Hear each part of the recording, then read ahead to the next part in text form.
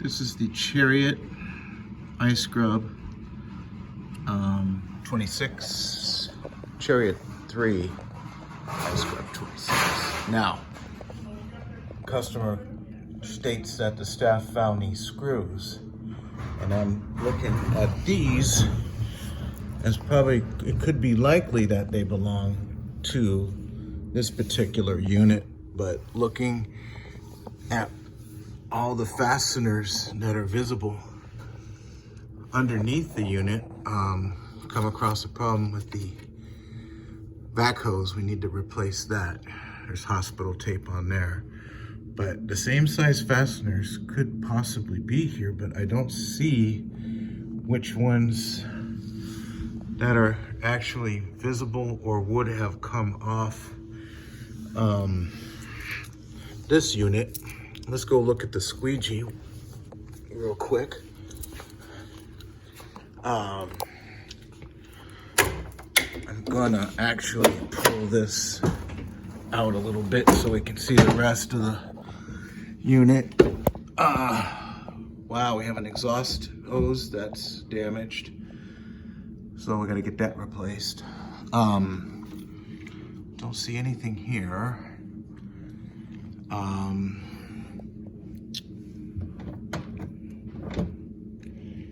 Okay, so we've looked on the inside. Here's the squeegee itself. Everything looks accounted for on this.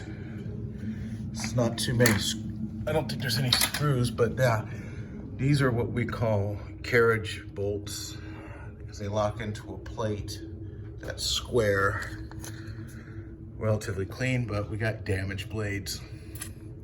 Front blade's completely damaged on both sides, but the rear blade seems to be holding on its edge, but I'm gonna mention that in a quote.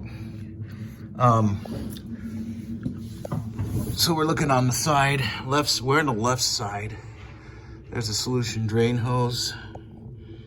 That's the vac hose. Doesn't look like it's getting cleaned out, but I had to pull the pad drivers out. I'm discovering that it looks like they're not using the pad retainers and these pads are too thin. So I took them off. This lid has to be open to dry the vac motor components. Also, don't know if they have vac or don't know if they have chemical. Yeah, they do have chemical in here. So I don't know if they're flushing the unit. Hopefully they are, because it's easy enough to flush this unit.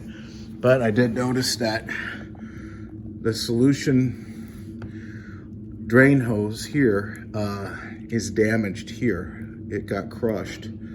So it's gonna start rusting and the water is gonna get flushed. The rusty water is gonna go back into the tank. So continuing my check of where these screws can possibly be,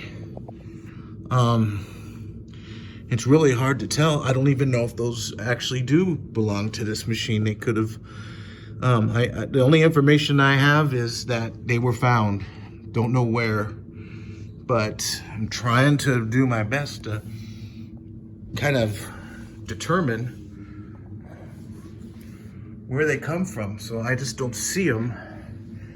And in the squeegee area on the Noble's machine back there that I previously looked at, I don't see any evidence of that. So they could belong to another unit of some other machine that's used in the hospital. I really don't see it here, but it gave me a good look to see what's going on with this machine at least, and the Noble's.